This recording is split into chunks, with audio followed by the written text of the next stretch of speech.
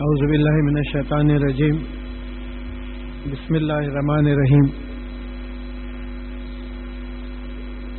پچھلی دفعہ ہم سورہ الانعام کی 70 آیات ختم کر چکے تھے، یعنی 8 رکوع ہو چکے تھے. اس کے آگے انشاءاللہ ہم سمجھنے کی کوشش کریں گے، اور یہ 7واں پارہ چل رہا ہے. اعوذ باللہ من الشیطان الرجیم بسم اللہ الرحمن الرحیم. قل ندعو من دون اللہ ما لا ينفعنا ولا يضرنا. آپ ان سے پوچھئے. دیکھیں لفظ قل جو ہے عام طور پہ جو لفظی ترجمہ ہوتا ہے کہو سے، ایسے معنی آتے ہیں، لیکن بعض جگہ سوال ہو رہا ہے کہ آپ ان سے پوچھئے کہ کیا میں اللہ کو چھوڑ کے ایسی چیزوں کو پکاروں، یعنی ان سے دعا مانگوں، ان سے مانگوں جو نہ مجھے کوئی فائدہ پہنچا سکتے ہیں، نہ ہم کو کوئی فائدہ پہنچا سکتے ہیں، نہ نقصان پہنچا سکتے ہیں. کہ یہ لوگ جو شرک کرتے ہیں ان سے یہ سوال کرو کہ بھئی اب جیسا میں کھمبے کے سامنے اگر شام تک کھڑے رہا کہ اے کھمبے مجھے 10 لاکھ روپے دلا دے، تو اس میں ہے ہی نہیں، طاقت ہی نہیں ہے، نہ فائدہ پہنچا سکتا ہے نہ نقصان پہنچا سکتا ہے. تو آپ ان سے پوچھئے کہ تم جن کو پکارتے ہو اللہ کو چھوڑ کے، وہ نہ فائدہ پہنچا سکتے ہیں نہ نقصان پہنچا سکتے ہیں. تو الہ کا جو ڈیفینیشن آتا لا الہ الا اللہ، اللہ کے سوا کوئی الہ نہیں، کوئی سپریم اتھارٹی نہیں ہے، کوئی معبود نہیں ہے، اس کا مطلب یہی ہوتا ہے کہ نہ وہ فائدہ پہنچا سکتا ہے، نہ نقصان پہنچا سکتا ہے، نہ زندگی دے سکتا ہے، نہ موت دے سکتا ہے. اللہ کے سوا کوئی نہیں کر سکتا. اور پھر کہو کہ وہ نردو علی اعقابنا بعد ہدان اللہ، اور پھر ہم اپنے ایڑیوں پہ پلٹ جائیں اس کے بعد کہ اللہ تعالیٰ نے ہم کو ہدایت دی ہے، راستہ بتایا ہے. ہدایت کے معنی ہم ذرا تفصیل میں سمجھنے کی کوشش کریں گے اسی آیت میں. یعنی جب اللہ تعالیٰ نے ہم کو جنت کا راستہ بتا دیا ہے قرآن کے ذریعے، اس کے بعد ہم اپنے ایڑیوں پہ پلٹ جائیں. اسلام قبول کرنے کے بعد، محمد صلی اللہ علیہ وسلم کو رسول ماننے کے بعد ہم اپنے ایڑیوں پہ پلٹ جائیں اور پھر شرک کریں. ان سے پوچھو کالذی استہوتہ الشیاطین فی الارض حیرانہ، اس شخص کی طرح جس کو زمین میں شیطانوں نے راستہ بھٹکا کے پریشان کر دیا ہے. دیکھیے راستہ بھٹکنے کا ہم شہروں میں نہیں سمجھ سکتے کہ راستہ یہ کدھر جاتا ہے، یہاں بھٹکتے نہیں، کسی سے بھی پوچھ لیجئے پتہ معلوم ہو جاتا ہے. آپ جنگلوں میں جب جاتے ہیں تو وہ لینڈ مارکس ہوتے ہیں، اگر وہ لینڈ مارکس آپ مس کریں تو پریشان ہو جاتے ہیں. میں خود سرویز میں بعض وقت اس طریقے کا ہوا ہے کہ پتہ ہی نہیں چلا کہ جس بلڈنگ میں ہم لوگ ٹھہرے ہوئے وہ بلڈنگ کو جانے کا راستہ کون سا ہے. تو جنگلوں میں معلوم ہوتا ہے. تو یہاں اللہ تعالیٰ بتا رہے ہیں کہ دیکھو جیسا شیطان جو ہے زمین میں تم کو راستہ بھلا کر پریشان کر دیتا ہے، اس طریقے سے میں جنت کا راستہ چھوڑ کے پریشان ہو جاؤں، دوسرے راستوں پہ جا کے قرآن کو چھوڑ کے میں پریشان ہو جاؤں. اور لہو اصحاب یدعون الی الہدی اجتناب، اور اس کے ساتھی ہیں، تبلیغ کرنے والے لوگ ہیں جو اس کو پکارتے ہیں کہ آؤ ہدایت کی طرف آؤ، ہماری طرف آؤ، ہم قرآن کی پیروی کرتے ہیں، سنت کی پیروی کرتے ہیں، تم ہمارے طرف آؤ. یہ پکارتے ہیں ان کے ساتھی. قل ان ھدی اللہ ھو الھدی، یہ ذہن میں بیٹھنا ہے، دل و دماغ میں، کہ آپ کہہ دیجئے کہ اللہ تعالیٰ کی ہدایت ہی ہدایت ہے. یہ لا الہ الا اللہ کی ویسی بات ہے کہ اللہ کے سوا کوئی الہ نہیں، اللہ کی ہدایت کے علاوہ کوئی ہدایت نہیں. تو اب یہ ضروری ہو گیا معلوم کرنے کا کہ اللہ تعالیٰ کی ہدایت کس کو بولتے ہیں آپ. تو ایک تو قرآن کے نزول کے بارے میں سورہ بقرہ کی 185 آیت میں بات آئی ہے کہ جو ہے ہم نے رمضان کے مہینے میں قرآن نازل کیا ہے ھدی للناس. تو کیا معلوم ہوا آپ کو کہ قرآن انسانوں کو راستہ بتانے کے لیے نازل ہوا. کون سا راستہ بتانے کے لیے؟ جنت کا راستہ بتانے کے لیے نازل ہوا. پھر جہاں سورہ بقرہ جہاں شروع ہوتا ہے الف لام میم ذالک الکتاب لا ریب فیہ ھدی للمتقین، یعنی یہ کتاب ایسی ہے جو متقین کو راستہ دکھاتی ہے. پھر اللہ تعالیٰ سورہ انسان میں، سورہ دہر میں فرماتے ہیں کہ انا ھدیناہ سبیلا اما شاکرا و اما کفورا، کہ ہم نے اس کو راستہ دکھا دیا ہے قرآن کے ذریعے، اب یہ چاہے مانے یا چاہے اس کا انکار کریں. تو معلوم ہوا کہ اللہ تعالیٰ کی ہدایت قرآن میں ہے.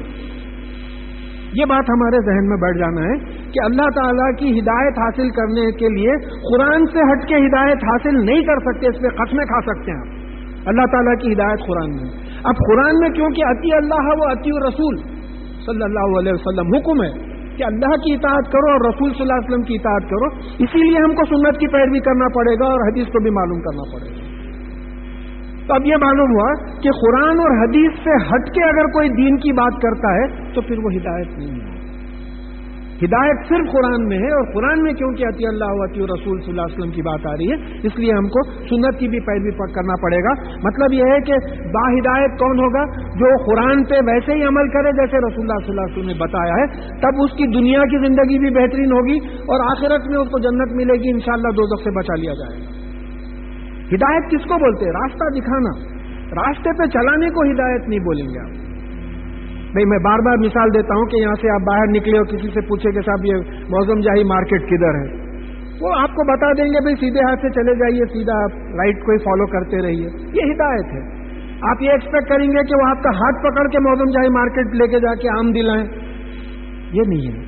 تو ہم اللہ تعالیٰ کا ذمہ یہ تھا کہ ہدایت کر دیں، رسول اللہ صلی اللہ علیہ وسلم کا ذمہ یہ تھا کہ اس ہدایت کو ہم تک پہنچا دیں. اب ہمارا ذمہ یہ ہے کہ ہم کو جنت کا راستہ معلوم ہو گیا ہے کہ اس طرف جانے کا ہے، تو پھر ہم قرآن پڑھیں، قرآن سمجھیں، سنت رسول اللہ صلی اللہ علیہ وسلم کی سیرت پڑھیں، احادیث پڑھیں، اور پھر اللہ تعالیٰ کے اگر جنت میں جانا ہے تو پھر یہ مان لینا پڑے گا کہ بے شک اللہ تعالیٰ کی ہدایت ہی ہدایت ہے. یعنی وہ راستہ جو اللہ تعالیٰ بتاتے ہیں جنت کو جانے کا، وہی راستہ صحیح ہے، دوسرے راستے غلط ہوتے ہیں. وہ امرنا لنسلم لرب العالمین، اور ہم کو حکم ہوا ہے کہ ہم اس عالمین کے مالک پالنے والے کے سامنے سرنڈر کر دیں، سبمٹ کر دیں، جھک جائیں. یہ ہم کو حکم ہوا ہے. تو سرنڈر کا مطلب کیا ہوتا کہ بھئی میری زندگی میں میری مرضی نہیں چلے گی، مرضی چلے گی تو آپ کی مرضی چلے گی. میری زندگی میری نہیں ہے نا، آپ جب چاہے دیے جب چاہے لے لیتے ہیں. میری ہدایت نہیں ہے، آپ جب چاہے ہدایت دیتے ہیں، جب چاہے لے لیتے ہیں. کئی ایسے واقعات آئے ہیں. میری دولت نہیں ہے، کیونکہ مما رزقناہم ينفقون، ہم نے جو تم کو دیا ہے رزق اس میں سے خرچ ہو، وہ بھی آپ کی ہے. تو پھر جب سب آپ کا ہے تو آپ کے سامنے سرنڈر کرنا ہے. یہ میں کہاں سے آ گیا ہے؟ یہ میں تو آزمائش کے لیے. یہ تو اگر ہم سرنڈر کر دیں گے تو انشاءاللہ جو ہے یہاں کی زندگی بھی بہترین ہوگی اور آخرت میں انشاءاللہ دوزخ سے بچ جائیں گے اور پھر جنت میں جگہ دی جائے گی. وَأَنْ أَقِيمُوا الصَّلَاةَ وَاتَّقُوهُ، اور یہ بھی حکم ہوا ہے کہ ہم کو یہ حکم ہوا ہے کہ نماز قائم کریں اور اللہ تعالیٰ کا تقوی اختیار کریں. اب نماز قائم کریں، یہ جو ہے اقیم الصلاۃ، یہ پلورل آیا ہے. تم سب مل کے نماز کا نظام قائم کرنا، جماعت کی نماز، یہ بات آ گئی. پھر موسیٰ علیہ السلام کو سورہ طٰہٰ میں بات آئی ہے کہ نماز قائم کرو میرے ذکر کے لیے، میری یاد دہانی کے لیے. دیکھیے جو مومن ہوتا ہے وہ تو شرط یہ ہے کہ 24 گھنٹے اس کے ذہن پہ اللہ تعالیٰ طاری ہو. یہ ہے اللہ کا ذکر، اللہ کو یاد رکھنا 24 گھنٹے. جنت میں جب جنتی جائیں گے تو ان کو ان لمحوں کی کوفت ہوگی جو اللہ کے ذکر سے ہٹ کے جب دوسری چیزوں میں گزر گئے، اس کی کوفت ہوگی. تو مطلب یہ ہوا کہ ہمیشہ اللہ تعالیٰ ذہن پہ رہیں، سوتے وقت بھی ذکر کرتے ہوئے سوئیں، تاکہ وہ جیسا آٹو رکشا کو ویٹنگ چارجز ملتے ہیں، پوری نیند میں ذکر کا ثواب ملتا ہے آپ کو اگر ویسی نیند لگ جائے. تو اب یہ نماز کیا ہے؟ نماز بھی ذکر کے لیے. نماز ایک فارمل طریقہ ہے ذکر کا. ذکر تو یہ بھی ذکر ہو رہا ہے. آپ بس میں بیٹھے چلے جا رہے ہیں، ڈرائیو کر رہے ہیں، سبحان اللہ الحمدللہ وغیرہ بول رہے ہیں، یہ بھی ذکر ہو رہا ہے. نماز ایک فارمل ذکر ہے. نماز کے دوران میں اور کوئی حرکت نہیں ہوگی آپ کی، صرف اللہ تعالیٰ ذہن پہ رہیں گے. اور ہماری نمازیں اللہ محفوظ رکھے، اللہ بس معاف کرے ہم کو، سوائے اللہ کے تمام مسائل ہمارے ذہن پہ رہتے. نماز نئی سمجھ میں آنی، نئی سوچنے والی باتیں جو ہے نماز میں جو ہے اللہ شیطان جو ہے ڈال دیتا ہے.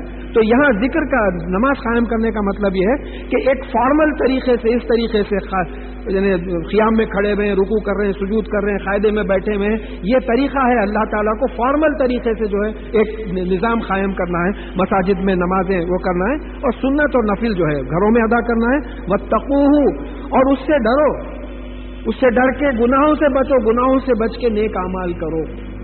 ابھی جو سورہ بقرہ کی آیت آئی کہ ذالک الکتاب لا ریب فیہ ھدی للمتقین، یہ متقین تقوی کرنے والے ہیں. کون ہیں؟ یؤمنون بالغیب، ایمان لاتے ہیں. وہ یقیمون الصلاۃ ومما رزقناہم ينفقون، وہ عمل بھی کرتے، نماز بھی قائم کرتے. تو متقی ایسا نہیں ہوتا کہ ڈر کے جو ہے کونے میں اللہ تعالیٰ سے ڈر کے بیٹھا ہوا ہے. کوئی صاحب پوچھے کیا ہے، بولے نہیں صاحب وہ تقوی میں ہے.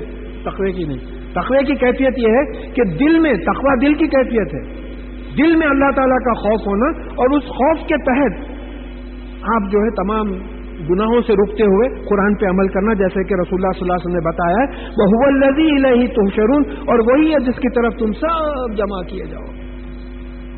कोई उससे बचना है ही नहीं।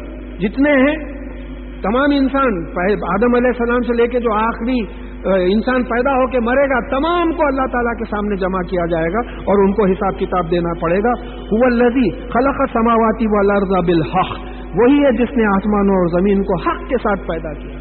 अब हक के साथ पैदा करने के एक तो लफ्जी माने क्या हुए कि he has created the heavens and the earth in reality, illusion नहीं है। जैसा आप किसी को बोले एक थप्पड़ मारूंगा दिन में तारे दिखेंगे, इल्यूजन है वो हकीकत नहीं है। लेकिन रात में जो तारे दिखते हैं वो हकीकत है, और आपका साइंटिफिक रिसर्च, एस्ट्रोनॉमिकल रिसर्च इसको साबित कर चुका है कि इट्स अ रियलिटी। तो आसमान और जमीन हकीकत में पैदा किए गए, इल्यूजन नहीं है। अच्छा, फिर दूसरी चीज यह है कि बाद मुफस्सिरीन ने कहा कि हमने इसको एक मकसद, हक का मतलब यह है कि एक मकसद, एक पर्पस से कायम किया।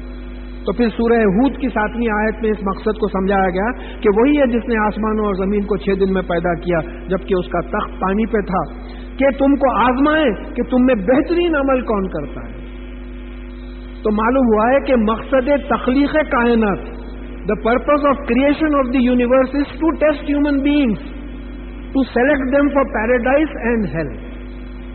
ये मकसद है जिंदगी का। अब आप यहां पिकनिक मना रहे हैं, आप ये जिंदगी में एंजॉय करना चाह रहे हैं। अरे ये जिंदगी एंजॉयमेंट के लिए नहीं है, ये तो काफिर के लिए जन्नत है, मोमिन के लिए जो है ये खैत खाना है। तो मकसद क्या है जिंदगी का? यह मकसद समझाया जा रहा है कि देखो हमने आसमान और जमीन सारी कायनात को पैदा किया है ताकि तुमको आजमाएं। तो कामयाब कौन होगा? जो कुरान और हदीस पे वैसे ही अमल करेगा जैसे रसूलुल्लाह सल्लल्लाहु अलैहि वसल्लम ने बताया है, वो कामयाब होगा। वल्लहुल मुल्कु यौमा युनफुखु फिस्सूर, और जिस दिन सूर फूका जाएगा उसी की हुकूमत होगी। अब ये सूर फूकने का, अब जैसा ये बिगल होता है जिसको आप यहाँ की उर्दू में पुंगा बोलेंगे आप, कि भाई अब वो स्पोर्ट्स वगैरह हो रहे हैं तो उस पर से पुकारते फिरते लोग, तो अब एक जो तर्जुमा और तफसीर आई है वो ये कि उसमें फूका जाएगा, इसराफील अलैहिस्सलाम जो है बैठे हुए हैं, वो फूकेंगे तो क़यामत कायम हो जाएगी।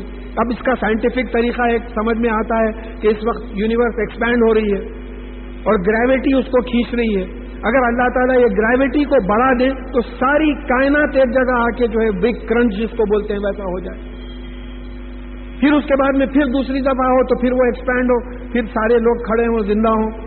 तो अब यहां जो कुरान से बात मालूम होती है कि पहले सूर पे सब मर जाएंगे और दूसरे सूर पे सब खबरों से उठ के खड़े रहेंगे, उनके नुफूस उनके जिस्मों से मिलाए जाएंगे और फिर सब तमाम ऊपर जो आया है हुवल्लज़ी इलैहि तुहशरून, सब अल्लाह ताला की तरफ जमा किए जाएंगे। हर एक आदमी नंबर्ड रहेगा, जैसा हमारे मकान का नंबर है, टेलीफोन का नंबर है, बैंक अकाउंट का नंबर है। सूरह मरियम में ये बात आ गई है कि हर आदमी नंबर्ड होगा और कोई मिस नहीं हो सकेगा, और पूरों को जो है उनके अमाल के लिहाज से जन्नत और दोज़ख पे अल्लाह ताला की रहमत पे जन्नत में डाला जाएगा। आलिमुल गैब व शहादा, अल्लाह ताला जो है गैब के भी आलिम है, शहादा के भी आलिम है। शहादा जो दिखता है उसका ऑपोजिट गैब अनसीन। अब गैब पास में भी होता है, भाई वो महबूब अली पाशा का जो जमाना था हैदराबाद का, मैं नहीं देखा हूं, मेरे लिए गैब है। अब आइंदा 100 साल के बाद जो आने वाला है इंशाल्लाह मैं नहीं देखूंगा, मेरे लिए गैब है। इस दीवार के पीछे क्या है प्रेजेंट मुझे नहीं मालूम, ये मेरे लिए गैब है। लेकिन अल्लाह ताला को पास्ट प्रेजेंट फ्यूचर तमाम अनसीन चीजों के, गैब चीजों का इल्म है। और फिर इस वक्त ये बात डिसाइडेड है कि 99% of the universe is unseen. ये बड़ी खास बात है। जो दिखता है वो 1% है, वो ब्लैक होल्स हैं। सूरज 14 लाख किलोमीटर्स का गोला है, 14 लाख किलोमीटर्स का गोला है सूरज। और हाल में एक ब्लैक होल डिस्कवर हुआ है जो 3 billion times heavier then the सन है, मौल्लख है, ना ऐसा स्टैंड पे है ना वैसा लटका हुआ है, एरोप्लेन जैसा निकलता मौल्लख है। वो जो टेक ऑफ वेलोसिटी रहती जो मौल्लख रहता तो वो 15 बिलियन ईयर्स पहले जो फेंके हैं तो अब तक मौल्लख है। क्या ताकत थी, ये है अल्लाह ताला। इन आयतों से अल्लाह ताला को पहचानने की कोशिश करो। यहां अल्लाह ताला बोल रहे हैं कि वो गैब का इल्म रखता है। ये ब्लैक होल्स वगैरह आपको अब तक इसका इल्म बराबर नहीं हुआ है, तमाम जो है चीजों का गैब का भी रखता है, शहादा का भी। और वो हुवल हकीमुल खबीर, और वो हकीम है, यानी उसमें दानाई है, विजडम है, उसकी बुनियाद पे वो फैसले करते हैं और फिर वो फैसलों में इस्तेकाम है, फर्मनेस है, उसको कोई टाल नहीं सकता। और वो खबीर है। खबर जो है किसी हादसे का इंफॉर्मेशन को बोलते खबर, وہ علیم بھی ہے، علم رکھتا ہے. علم تو ایٹامک اسٹرکچر کا بھی علم ہے، اس میں کوئی حادثے کی بات نہیں ہے. اب فرض کیجئے کہ ایک گلاس کو میرا ہاتھ لگ گیا، نیچے گر گیا، یہ ایک ایونٹ ہو گیا، اس کو خبر ہو جاتی ہے ہر چیز کے، ہر چیز کے گرنے سے پہلے اس کو خبر رہتی کہ یہ گرے گی، تقدیر میں لکھے ہوئے ہیں سب چیزیں. اب یہاں سے جو ہے ابراہیم علیہ السلام کی بات آ رہی ہے، یہ بت پرستوں کی بات ہے، تو اس کو بھی جو ہے غور سے سمجھنا ہے کہ اللہ سے ہٹ کے کیا کیا غلطیاں ہوئی تھی پہلے، ان کو جو ہے خلاصے کے طور پہ ابراہیم علیہ السلام کے واقعے کے ذریعے سمجھایا جا رہا ہے، کیونکہ قصص میں سبق لینا ہے، ہم کو واقعات سے سبق لینا ہے. اس قال ابراہیم لابیہ آزرا اتتخذوا اصناما آلہہ، جب ابراہیم علیہ السلام نے اپنے والد آزر سے کہا کہ کیا تم بتوں کو الہ بناتے ہو، معبود بناتے ہو، خدا بنا بیٹھے ہو بتوں. دیکھیے ایک انگریزی کا پروورب ہے کہ ہیز گاڈ میڈ مین اور مین میڈ گاڈ، کیا اللہ تعالیٰ نے انسان کو بنایا ہے یا انسان اللہ تعالیٰ کو بنایا ہے؟ بھائی اپنے ہاتھ سے ایک بنا لیا اور یہ بولا کہ یہ میرا خدا ہے. ایک سمپل سی لاجک ہے. تو ابراہیم علیہ السلام بول رہے ہیں کہ جو ہے کیا تم بتوں کو الہ بنا رکھے ہو، سپریم اتھارٹی دنیا کی بنا رکھے ہو. انی اراکا وقومکا فی ضلال مبین، بے شک میں آپ کو اور آپ کی قوم کو کھلی ہوئی گمراہی میں دیکھ رہا ہوں. دیکھیے اب یہاں باپ بیٹے کی بھی بات آتی ہے. باپ سے غلطی ہو رہی ہے، بیٹے کو چاہیے کہ باپ کی غلطی کو چیک کر لے، تہذیب تمیز سے، بات کی کوئی گالی گلوچ نہیں ہوئی، یہاں سمجھانے کی بات آ رہی ہے، کیونکہ آخر بات ہی ہے. اگر وہ دوزخ میں جائے گا تو کون سا بیٹا چاہے گا کہ اپنے والدین دوزخ میں جلے؟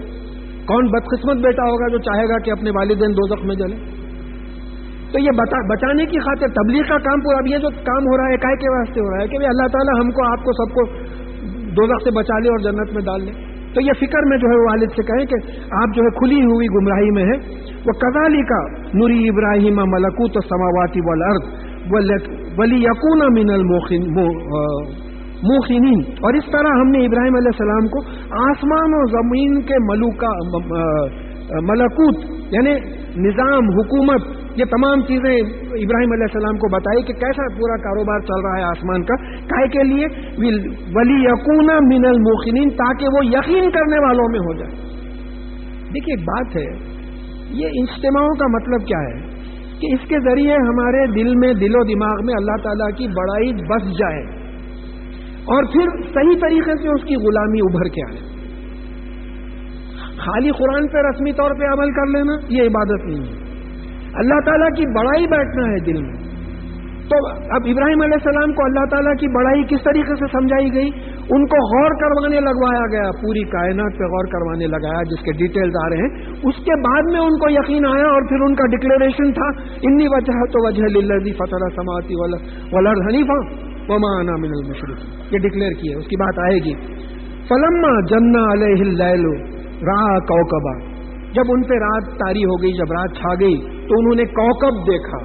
اب عام ترجموں میں کوکب کا ترجمہ جو ہے سٹار کر دیے ہیں. کوکب سورہ یوسف کے لحاظ سے پلانٹ سمجھ میں آتا، اس لیے کہ سورہ یوسف کی 4 آیت میں کہا گیا کہ یوسف علیہ السلام ایک خواب دیکھتے ہیں جس میں سورج، چاند اور 11 کوکب ان کے سامنے سجدہ کر رہے ہیں. تو سورج اور چاند کے ساتھ جو ہیونلی باڈیز ایسوسیٹڈ ہیں ان کو ہم پلانٹس بولتے ہیں. یہ مرکیوری، سیٹرن، وینس وغیرہ جو ہے ان کو ہم پلانٹس بولتے ہیں. تو انہوں نے اب جب مغرب میں آپ بھی دیکھیے، آپ آج شام میں بھی غور کیجیے، اگر بادل نہیں رہے تو جو پہلی چمکیلی چیز جو دکھتی وہ وینس پلانٹ ہے، ستارہ نہیں ہے. ویسٹرن اسکائی میں مغرب کی طرف آپ شام میں غور کریے، سورج غروب ہوتے وقت آپ دیکھیے کہ ایک ستارہ جو ہے اچھی ہائٹ پہ دکھتا ہے، وہ وینس ستارہ نہیں ہے، وہ پلانٹ ہے، وینس ہے. تو یہاں آپ دیکھیے قرآن ہے، یہ ایگزیکٹ وہ جو پہلی شے دکھتی ہے وہ تارہ نہیں ہے، پلانٹ ہے وہ. تو یہ ہے قرآن، یہ حق ہے، یہ اللہ تعالیٰ کی کتاب ہے. آج ہم یہ ڈسکور کر رہے ہیں کہ پلانٹ ہے، 1450 برس پہلے اس کو پلانٹ بول رہے ہیں. تو یہ اللہ سے ہٹ کے کون لکھ سکتا ہے ایسی کتاب؟ تو جب انہوں نے دیکھا تو اب ایک چیز ہے، سینئر موسٹ آبجیکٹ ان دا ہیون، سب میں پہلے نمودار ہونے والا وہ وینس ہے. تو ابراہیم علیہ السلام کو کیا خیال آیا؟ خالا ھذا ربی، کہا کہ یہی میرا پالنے والا اور مالک ہے. ریزن یہ ہو سکتا ہے کہ سب میں پہلے یہ وینس ہی دکھا، تو ہو سکتا ہے یہی خدا ہے، یہی میرا پالنے والا مالک ہے. فلما افلا خالا لا احب الافلین، لیکن جب وہ غروب ہو گیا، تھوڑی دیر کے بعد غروب ہو جاتا ہو، جب غروب ہو گیا تو ابراہیم علیہ السلام نے کہا کہ نہیں، میں غروب ہونے والوں کو پسند نہیں کرتا. ارے اللہ ہے تو ہمیشہ رہنا، یہ کیا تھوڑی دیر دکھا کے چلے گئے؟ نہیں، میں پسند نہیں کرتا. فلما رأى الخمر بازغا قال هذا ربی. اب یہ تو ویسٹرن اسکائی میں ہوا. 14ویں کا جو چاند نکلتا ہے ایسٹرن اسکائی سے نکلتا ہے، ادھر پلٹے ادھر پلٹے، پلٹ کے دیکھے کہ چاند نکل رہا ہے. تو جب وہ چمکتا ہوا چاند، سب میں بڑا ہیونلی باڈیز جو ہمیں دکھتے ہیں اپیرنٹلی، دیکھیے چاند کا ڈائیمیٹر 2000 مائلز ہے خالی، بہت چھوٹا ہے چاند. زمین 13,000 کلومیٹرز کی ہے، چاند ایک 3,000 کلومیٹر کا ہے، سورج 19 لاکھ کلومیٹرز کا ہے. لیکن کیونکہ قریب ہے، خالی 2.5 ملین مائلز دور ہے چاند، اسی لیے جو ہے آپ کو بڑا دکھتا ہو. تو جب چاند کو دیکھا اور چمکتا ہوا ستاروں میں سب میں چمکیلی باڈی دیکھی، تو ہو سکتا ہے کہ کیونکہ سب میں برائٹ تھا، سب میں چمکتا ہوا تھا، انہوں نے کہا کہ خالا ھذا ربی، کہ کہا یہ میرا پالنے والا مالک ہے. فلما افلا قال لئن لم يهدني ربي لنكونن من القوم الضالين. اور جب یہ چاند بھی غروب ہو گیا، صبح 14ویں رات کا چاند بھی غروب ہو جاتا، تو ابراہیم علیہ السلام نے کہا کہ نہیں، یہ میرا رب نہیں ہو سکتا، یہ بھی غروب ہو گیا ہے. رب تو ہمیشہ رہنے والا ہونا. اگر اللہ تعالیٰ، اگر میرے پالنے والے مالک نے مجھے ہدایت نہیں دی تو میں ایسے لوگوں میں ہو جاؤں گا جو گمراہ ہو گئے، جنت کے راستے سے ہٹ گئے. انہوں نے ڈکلیئر کیا فلما را شمس بازغا. اور جب انہوں نے سورج کو دیکھا نکلتے ہوئے، دیکھیے observation, one of the most important tools of science is observation. Observation, experimentation, یہ ٹولز ہیں سائنس کے. ایکسپیریمنٹ کرو. ابراہیم علیہ السلام سے ایکسپیریمنٹ بھی کروائے. بولے یا اللہ آپ کیسا زندہ کریں گے مرنے کے بعد؟ تو بولے 4 چوڑیاں لو، ان کے ٹکڑے ٹکڑے کرے پہاڑوں پہ ڈال دو، بلاؤ دیکھو کس طریقے سے آ جاتے. ایکسپیریمنٹ کروائے کہ تمہارے بلانے پہ آ گئے تو ہم تو ہر شے ہم سے مانوس ہے، ہم ہر شے کو جمع کر سکتے ہیں. تو یہاں آبزرویشن ایک سائنٹیفک ٹول ہے. بولے کہ دیکھو بلائنڈ فیتھ نہیں ہے اللہ تعالیٰ پہ، ریزن آؤٹ کرو. پورے قرآن میں دعوت ہے کہ اللہ تعالیٰ کو ریزن آؤٹ کر کے جو ہے مانو. بلائنڈ فیتھ نہیں ہے، ہم بول رہے مان لو، ویسا نہیں ہے. تو پھر انہوں نے سورج کو دیکھا نکلتے ہوئے چمکدار. قال ھذا ربی ھذا اکبر. انہوں نے کہا کہ یہ میرا پالنے والا ہے، مالک ہے، یہ تو سب میں بڑا ہے. اب چلتے چلتے اکبر کے معنی سمجھا دیے. سائز میں سب میں بڑا جو ہے اس کو اکبر بولتے ہیں. اسماء الحسنی میں 2 الفاظ آئے ہیں، اکبر اور عظیم. یہاں سمجھتے چلے ہم اسماء میں کہ اللہ اکبر اعظم میں بھی بولتے. تو اکبر کا مطلب قرآن یہ سمجھایا ہے کہ جو سائز میں بڑا ہوتا ہے. کیسا بڑا ہوتا ہے؟ ان اللہ بکل شیء محیط. بے شک اللہ تعالیٰ ہر چیز کو گھیرے ہوئے ہیں، کائنات سے بڑے ہیں اگر آپ بڑائی پہ آ جائیں. ان اللہ بکل شیء محیط. تمام چیزوں کو، تمام ایکسپینڈنگ یونیورس کو جو ہے اللہ تعالیٰ گھیرے ہوئے ہیں، احاطے میں لیے. اور عظیم، اللہ تعالیٰ عظیم بھی ہے. عظم ہڈی کو بولتے ہیں. اب جو ورٹبریٹس ہوتے ہیں ہم جیسے ہیں، ہماری پوری طاقت اندر ہڈیوں کی وجہ سے ہے. اب بڑھاپے میں بعض وقت بولتے صاحب آپ کی ہڈیاں، بون ڈینسٹی کم ہو گئی، آپ کی ہڈیاں کمزور ہو گئی. آپ ذرا دیکھ سمجھ کے چلنا، اگر ذرا پھسلے تو ہڈی ٹوٹ جائیں گی. آپ کی ہڈیوں میں دم نہیں رہا. تو ہماری پوری طاقت چلنے پھرنے، وزن اٹھانے کرنے کی ہڈیوں، انٹرنل گریٹنس ہے. عظیم اندر سے گریٹ، اندر کی طاقت. اکبر باہر سے گریٹ، باہر کی طاقت. تو اللہ اکبر بھی ہے، اللہ تعالیٰ عظیم بھی ہے. تو پھر انہوں نے کہا کہ یہ سورج جو ہے سب میں بڑا ہے، یہی میرا پالنے والا مالک ہو سکتا ہے. فلما افلت قال یا قومی انی بریء مما تشرکون. جب یہ بھی غروب ہو گیا تو انہوں نے کہا کہ اے میری قوم، میں تم جن چیزوں کو اللہ تعالیٰ کی ذات و صفات سے ملاتے ہو اس سے میں بری ہوں. یہاں ایک بات یہ معلوم ہو رہی ہے کہ ان کی قوم چاند، سورج، ستاروں وغیرہ کی پوجا کرتے ہوں گے. ایک اشارہ یہاں ملتا. تو ابھی ابراہیم علیہ السلام کو دکھوائے، اللہ تعالیٰ دکھوائے کہ دیکھو بھائی، کوکب اگر نعوذ باللہ خدا ہوتا تو ڈوبا کیسا، چاند خدا ہوتا تو ڈوبا کیسا، سورج خدا ہوتا تو ڈوبا کیسا. تو ابراہیم علیہ السلام آبزرویشن کے بعد دیکھیں، میں یہ پھینکتا ہوں نیچے گرتا، یہ پھینکتا ہوں نیچے گرتا، یہ پھینکتا ہوں نیچے گرتا. آبزرو کرنے کے بعد میں یہ دیکھ رہا ہوں کہ جو چیز میں چھوڑتا ہوں نیچے گرتی ہے، زمین کھینچ رہی ہے. یہ میرا نیٹ ریزلٹ ہے. اب میں لکھ دیتا ہوں، after performing these 3 experiments I come to the conclusion that ایوری تھنگ is attracted by the earth. That is science. تو ابراہیم علیہ السلام اس کنکلوژن پہ پہنچے کہ تم جن چیزوں کو اللہ کی ذات اور صفات میں ملاتے ہو میں اس سے بری ہوں. اب میرا کیا معاملہ ہے؟ انی وجہت وجہ للذی فطر السماوات والارض حنیفا وما انا من المشرکین. بے شک میں اپنی توجہ اس رخ میں کرتا ہوں جو آسمانوں اور زمین کا پالنے والا ہے. فاطر کے ترجمہ ہم دیکھیں گے. اور میں تمام غلط چیزوں سے الگ ہو کے صحیح چیز اللہ تعالیٰ کی طرف آ گیا ہوں اور میں مشرکین میں سے نہیں ہوں. وما انا من المشرکین. میں یہ چاند سورج ستاروں کو مخلوق کو اٹھا کے خالق کے لیول پہ بٹھانے والوں میں نہیں ہوں. شرک کیا ہے؟ دیکھیے ایک ہی خالق ہے, ایک اللہ ہے, لا الہ الا اللہ. اللہ کے علاوہ جو کچھ ہے مخلوق ہے. مخلوق میں سے کریشن میں سے کوئی چیز کو اٹھا کے اللہ تعالیٰ کے برابر بٹھا دینا یہ شرک ہے. اس کو برابر سمجھنا یا اس کو شریک کر دینا یہ شرک ہے. تو میں مشرکین میں سے نہیں ہے. اب فاطر کے معنی اگر ہم سمجھیں تو فاطر کے معنی ایک تو ہوتے ہیں شروع کرنے کے, ایک ہوتے پھاڑنے کے. یہ آسمانوں اور زمین کی تخلیق کو شروع کرنا اللہ تعالیٰ نے کیا, اور یہ آسمان اور زمین ایک جگہ ملے ہوئے تھے, بگ بینگ ہوا, پھاڑا اس کو اللہ تعالیٰ نے. یہ بھی سائنس آ گئی قرآن میں. پھر انہوں نے فطرت بھی عطا کی. فطرت اللہ التی فطر الناس علیہا, سورہ روم کی 30ویں آیت میں بات آ گئی. فطرت کیا چیز ہوتی ہے؟ آپ کسی کو بولتے ہیں بھائی فطرتاً بڑا کنجوس آدمی ہے, فطرتاً اس کی فطرت میں جھوٹ بولنا ہے, کیا کہیں گے؟ نیچر فنکشن یعنی مطلب یہ ہے کہ ہر چیز کو پیدا کرنا اور اس کی فطرت پیدا کر دینا. جیسا سورج کی فطرت ہے کہ اس کو روشنی, اس سے روشنی نکلتی ہے اور گرمی نکلتی ہے, سورج کی فطرت ہے. چاند کی فطرت ہے کہ سورج کی روشنی کو ریفلیکٹ کرتا ہے.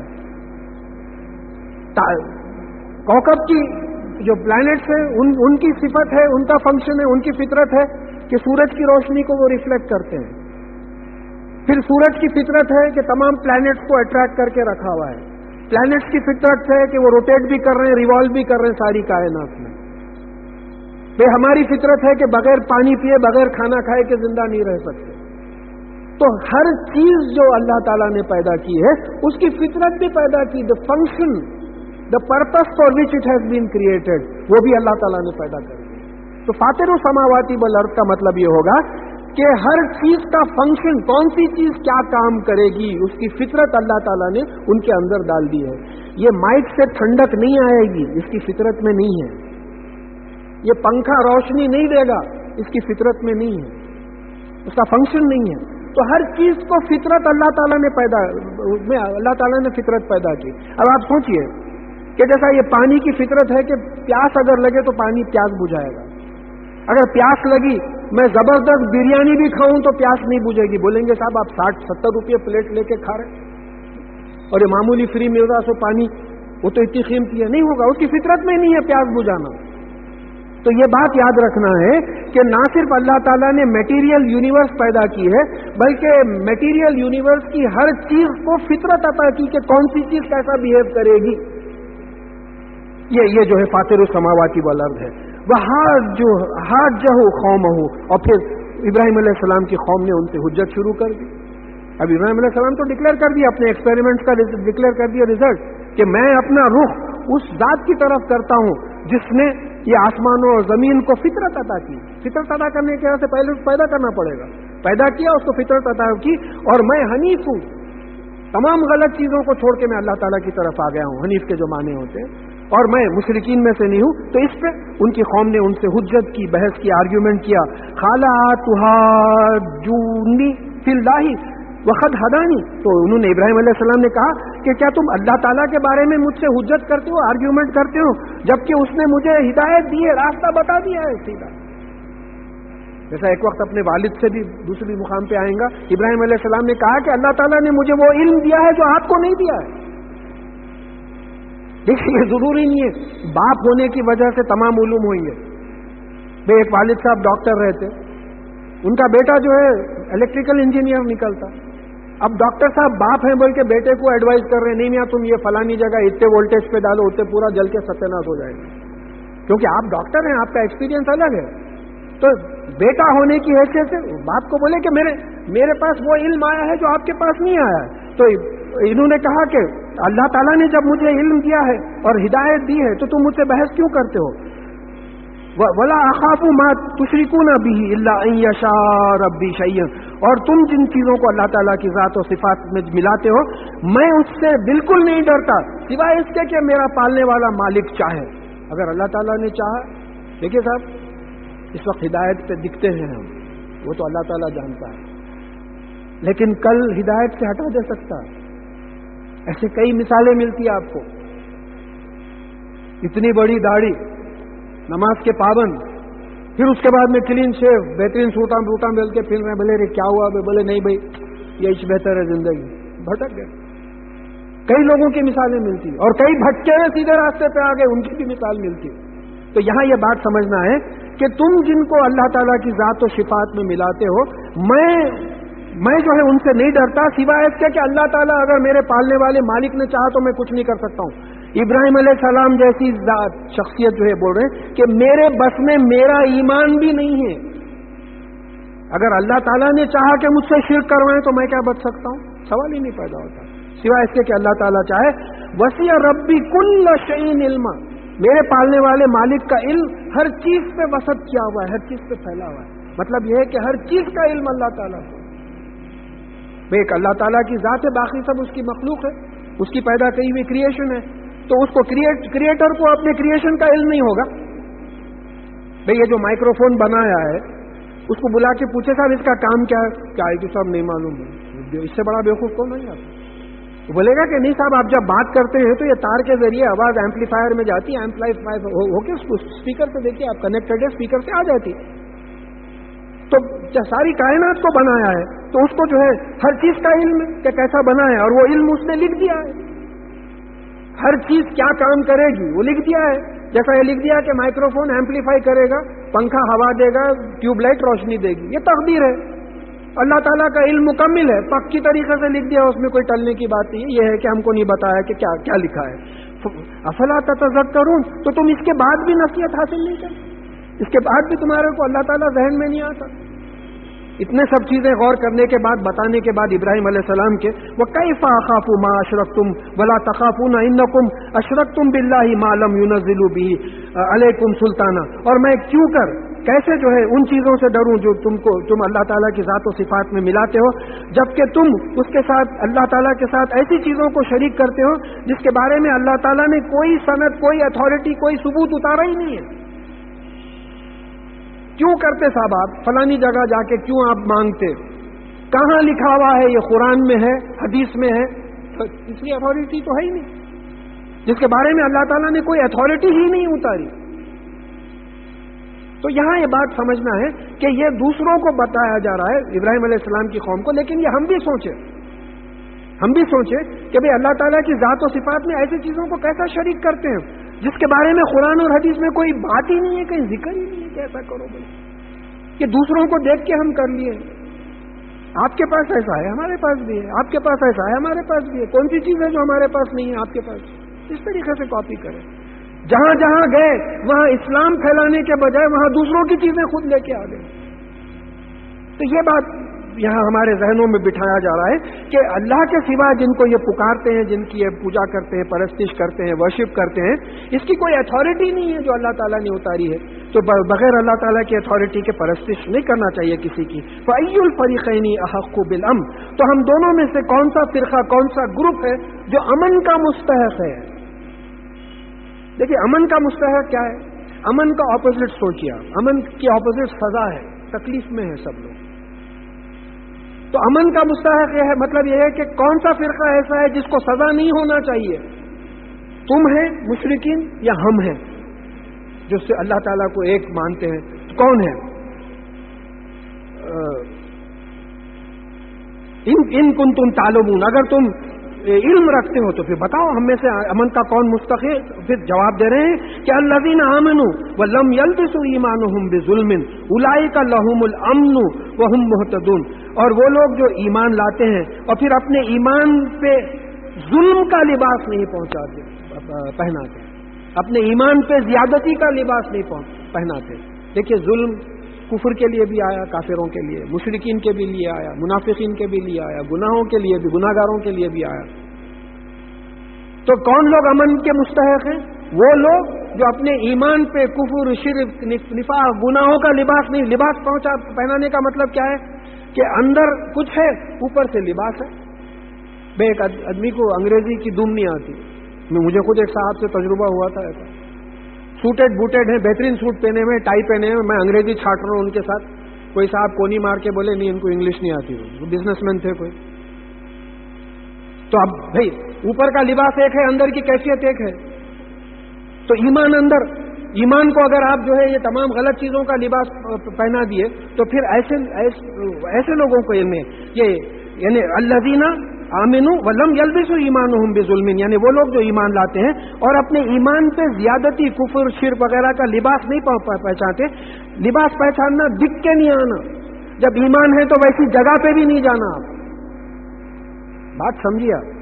لباس پہنانے کا مطلب دیکھیں میرا جسم اندر سے نہیں دکھ رہا ہے، جو کھلا ہے وہ دکھ رہا ہے، اندر کا سینہ نہیں دکھ رہا میرا. تو دکھ کے آ رہا ہے وہ اوپر کا شرٹ ہے.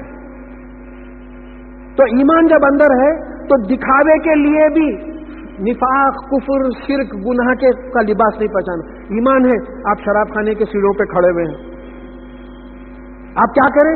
ایمان کو لباس پہنا دیے گناہ کا. لوگ بول رہے ہیں حضرت یہ 5 وقتہ نمازی صاحب یہ شراب خانے میں جا رہے ہیں، اور ممکن ہے آپ کسی سے ملنے جا رہے ہوں، لیکن آپ کے احتیاط کا تقاضا یہ ہے کہ اس طریقے کا شرک کفر نفاق اور گناہ کا کوئی دکھاوا بھی نہیں ہونا جب اندر سے آپ کو ایمان ہے. ایسے لوگ امن کے مستحق. اولئک لہم الامن وہم مہتدون، اور یہ مہتدون یہ ہدایت حاصل کیے ہوئے ہیں، یعنی ان کو جنت کا راستہ دکھایا گیا اور یہ دیکھ چکے ہیں. تلک حجتنا آتینا ابراہیم علی قومہ، اور یہ حجت تھی، آرگیومنٹ تھا جو ہم نے ابراہیم علیہ السلام کو ان کی قوم کے خلاف دیا کہ بھئی دیکھو یہ تمام غروب ہو گئے ہیں، یہ تمام حجت تھی. ترفع درجات من نشاء، اور ہم جس کے چاہتے ہیں درجات بلند کریں. یہ ابراہیم علیہ السلام کا پرسنل اچیومنٹ نہیں تھا یہ سب کرے سو، ہم جس کے درجات چاہتے ہیں بلند کریں. دیکھیے سیدھی سی بات ہے، یہاں آج بٹھا کے سنوا رہا ہے، کسی اور کو بٹھاتا سنواتا. آج ہم سمجھ رہے راہ راست پہ ہے، اللہ نہ کرے گمراہ کر دیتا. نبیوں کا سلیکشن اللہ تعالیٰ کا ہے. دیکھیے بولنے کا ہمارا مطلب یہ سمجھ میں آنا ہے کہ اللہ تعالیٰ جن کے درجات بلند کرتا ہے ان کے درجے بلند ہوتے ہیں. نبی ہے، رسول ہے، ان کو اللہ تعالیٰ نے چنا ہے انسانوں میں سے. ان کے بعد جو چیزیں آئی ہیں ان کو ہم نے چنا ہے. ہم نے کہا ہے یہ ولی اللہ ہے، یہ فلاں ہے فلاں، ہم نے، ہمارا چوائس ہے. ان کا آخری لمحہ کیسا تھا ہم کو نہیں معلوم، and we are no one to know it. تو یہاں یہ بات ہے کہ یہ جو درجے بلند ہوتے ہیں جس کے بھی، وہ اللہ تعالیٰ درجے بلند کرتے ہیں. اور کس کے بلند کرتے ہیں؟ وہ انہی کو علم ہے. یہ آپ بول رہے ہیں بول کے ابراہیم علیہ السلام کے بارے میں ہم کو علم ہوا، نہیں تو ہم کو نہیں معلوم تھا کہ ابراہیم علیہ السلام کے درجے آپ بلند کیے تھے. ہم لوگوں کا معاملہ یہ ہے کہ ہم بٹھا کے بعض کو نیک اور بد بنا دیتے، بعض کو ایک ایسی مقام پہ پہنچا دیتے کہ نعوذ باللہ پیغمبروں کو بھی وہ مقام پہ نہیں بٹھائے. تو ان چیزوں سے پرہیز کرنا ہے. اللہ تعالیٰ جن کا چاہتا ہے درجے بلند کرتا ہے. انکا ربکم حکیم علیم، بے شک اللہ تعالیٰ حکمت والا ہے. اللہ تعالیٰ کو وزڈم ہے، دانائی ہے، اس کے بنیاد پہ فیصلے کرتا ہے اور ان کے فیصلوں میں استحکام ہے، فرمنیس ہے. اور پھر وہ علیم ہے، اس کو علم ہے کس کو آگے بڑھانا ہے کس کو نہیں بڑھانا ہے. دیکھیے حدیث ساری ہے، بات تھوڑی سی وہ ہو جاتی ہے کہ قیامت میں جن کا سب میں پہلے حساب ہوگا اس میں ایک شہید لایا جائے. اللہ تعالیٰ اپنے احسانات جتائیں گے، بولیں گے کہ تو نے میرے لیے کیا کیا؟ تو وہ کہے گا کہ اللہ میں تیری راہ میں شہید ہو گیا. یہ بخاری مسلم کی صحیح حدیث ہے، میں تیری راہ میں شہید ہو گیا. تو اللہ تعالیٰ کہیں گے کہ تو جھوٹا ہے، تو شہید اس لیے ہوا کہ لوگ تجھے بہادر کہیں، اور لوگوں نے تجھے دنیا میں بہادر کہہ دیا ہے، تیرا اجر دنیا میں مل گیا ہے، اس کو منہ کے بل گھسیٹو اور دوزخ میں ڈالو. یہی معاملہ عالم کا ہوگا، یہی معاملہ حافظ قرآن کا ہوگا، یہی معاملہ سخی کا ہوگا جو چیریٹیبل لوگ ہیں، جو لوگوں کو دکھانے کے لیے عمل کرتے تھے. ہم کو کیا معلوم آخری موقع کس کا کیسا تھا، ایمان پہ انتقال ہوا یا کفر پہ انتقال ہوا، کس کی طبیعت میں. دیکھیے علماء میں بھی انا ہوتی ہے. میں بول رہا ہوں، آپ کس سے گھس لے رہے ہیں؟ یہ سنی ہوئی کیفیت ہے. میرا خود کوئی عالم صاحب سے ملاقات ہوئی تھی تو میں اپنا کاروبار سمجھا کے بولا کہ کبھی ایسی ضرورت پڑتی ہے عربی کے بعض الفاظ کا، اگر کبھی ایسا ہوا تو میں آپ سے انشاءاللہ مدد لینے کی کوشش کروں گا. تو وہ یوں گھورے اور گھور کے بولے کہ ٹھیک ہے. اس کے بعد میں ان کے پاس نہیں گیا، کیونکہ عالم میں فخر نہیں ہوتا. عالم تو سمجھ جاتا کہ یہ علم آپ کا عطا کیا ہوا ہے، میرے میں کیا ہے. تو یہ جو اللہ تعالیٰ علیم ہے، ان کو معلوم ہے کس کو.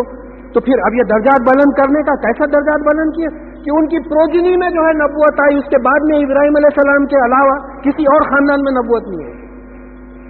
اس کے بعد جو نبی آئے، اسحاق علیہ السلام سے سلسلہ چلا، اسماعیل علیہ السلام سے سلسلہ چلا، محمد رسول اللہ صلی اللہ علیہ وسلم آئے اسماعیلی سلسلے میں، اور پھر اسحاق علیہ السلام کے سلسلے میں یعقوب علیہ السلام، یوسف علیہ السلام، پورے انبیاء آئے عیسیٰ علیہ السلام تک. یہ جو ہے درجات بلند اللہ تعالیٰ نے کیا. وَهَبْنَا لَهُ. اب یہاں جو ہے 18 نبیوں کا ذکر آیا ہے. اس میں کرونولوجیکل آرڈر نہیں ہے کہ کون پہلے آیا کون بعد میں آیا.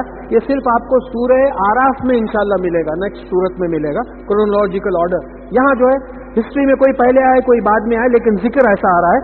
وَوَهَبْنَا لَهُ. وَهَبْنَا مطلب یہ ہے کہ ڈیزرو کرے تو دینا، نہیں ڈیزرو کرے تو دینا، مانگے تو دینا، نہیں مانگے تو دینا. وہاب کون ہوتا ہے بھئی؟ ہم کو کئی چیزیں بغیر مانگے کے دے رہا ہے، بس ایک ہی چیزیں. ہر لمحہ تو نہیں بول رہے یا اللہ میرے دل کو برابر بیٹ رکھ، برابر میرے نفس کو برابر چلا، میرا ڈائجیشن برابر ٹھیک رکھ. نہیں مانگ رہے مگر دے رہا ہے. نہیں مانگنے پہ بھی دیتا. ڈیزرو نہیں کرتے. ابراہیم علیہ السلام کو بڑھاپے میں اولاد دی، مانگنے پہ بھی دی، نہیں مانگنے پہ بھی دی. زکریا علیہ السلام کو بڑھاپے میں اولاد دی. تو وہاب کون ہوتا ہے؟ جو دیتا ہے، مانگنے پہ بھی دیتا ہے، نہیں مانگنے پہ بھی دیتا ہے، ڈیزرونگ کو بھی دیتا ہے، انڈیزرونگ کو بھی دیتا ہے. تو ہم نے ان کو اسحاق دیا، انڈیزرونگ تھے، وہ عمر نہیں تھی اولاد پیدا ہونے کی. اسحاق پھر اس میں وَهَبْنَا لَهُ إِسْحَاقَ وَيَعْقُوبَ كُلًّا هَدَيْنَا. اور ہم نے ہر ایک کو جنت کا راستہ بتایا، ہدایت دی. وَنُوحًا هَدَيْنَا مِنْ قَبْلُ. اور پھر نوح علیہ السلام کو ان سے پہلے جو ہے ہدایت دی، جنت کا راستہ بتایا. وَمِنْ ذُرِّيَّتِهِ. اور پھر ان کی اولاد میں سے، یعنی نوح علیہ السلام کی بھی اولاد ہوتی ہے، ابراہیم علیہ السلام کی بھی اولاد ہو سکتی ہے. ذُرِّيَّتِهِ داؤد وسلیمان وایوب ویوسف وموسیٰ وہارون وکذالک نجزی المحسنین. ہدایت کے بعد ہم اس طریقے سے ہم محسنین کو اجر دیتے ہیں. یہ محسنین کون ہوتے ہیں؟ یہ پرفیکشنسٹ ہوتے ہیں جو اپنے اعمال میں حسن پیدا کرتے ہیں.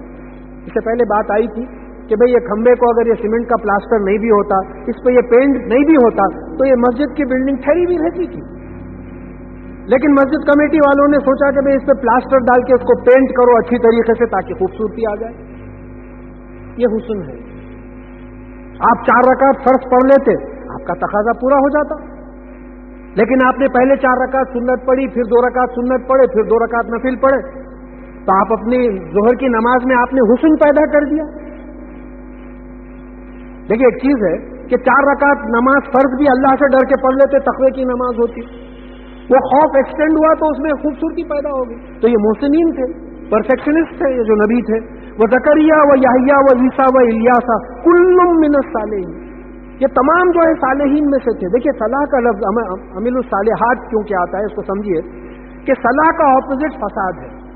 فساد کا مطلب ڈس آرڈر، صلاح کا مطلب آرڈر. ابھی ہم نماز پڑھے، پورے ایک رو میں 2 روز میں آ گئے. یہ کیا ہے؟ اصلاح، سیٹ رائٹ، آرڈر تھا. اب ہم بیٹھے ہوئے ادھر ادھر، کوئی آرڈر نہیں ہے، یہ فساد ہے. فساد کا مطلب ڈس آرڈر، اصلاح کا مطلب آرڈر. کوئی چیز اب پھر اگر ہم بولیں بھائی عصر تک بیٹھے ہوئے ہیں، عصر کی نماز ہوئی، پھر اصلاح ہو گئی، تمام جو ہے صفوں میں کھڑے رہ گئے، جتنے بھی صفیں بن سکتی ہیں صفوں میں کھڑے رہ گئے. تو یہ لوگ اس میں سے صالحین میں سے تھے، یعنی غلط چیزوں کو صحیح کرتے تھے، اصلاح کرتے تھے. They use to set right. نیک، اب عام طور پہ بولتے ہیں کہ نیکوکار تھے، نیکی کرتے تھے. وہ اسماعیل و یسع و یونس و لوط کلن فضلنا علی العالمین. اور ہم تمام پیغمبروں کو تمام عالمین پہ فضیلت دی تھی.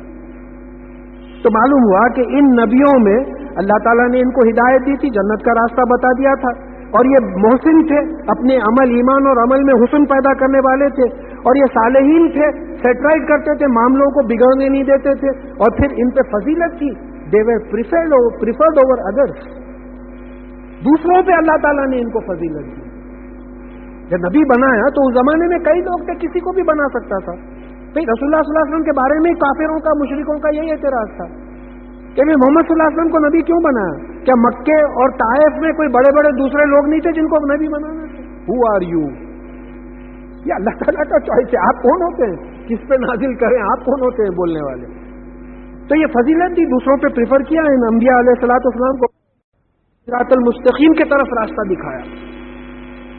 یعنی ان نبیوں کے والدین میں بھی، ان کے بھائیوں میں بھی، ان کی اولاد میں بھی ہم نے لوگوں کو چنا اور ان کو صراط المستقیم کا راستہ دکھایا.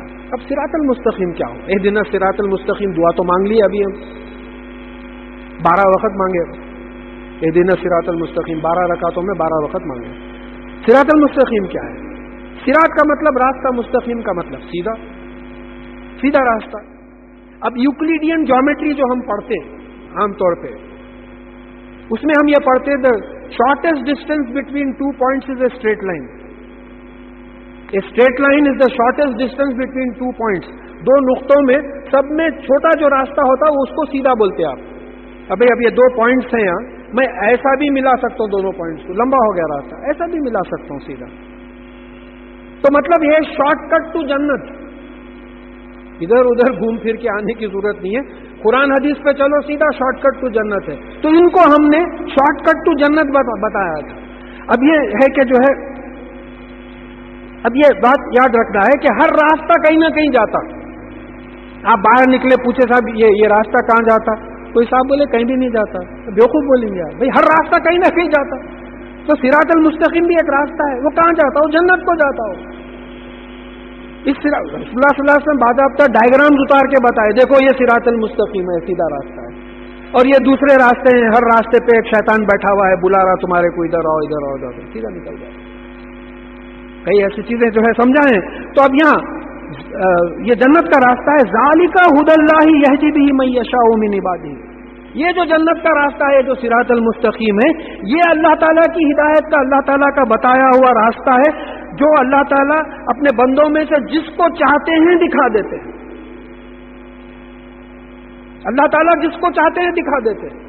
اب یہاں سمجھیے، ہم سب کو دکھائیں اللہ تعالیٰ، کیونکہ ہمارے گھروں میں قرآن ہے، ہم بول ہی نہیں سکتے.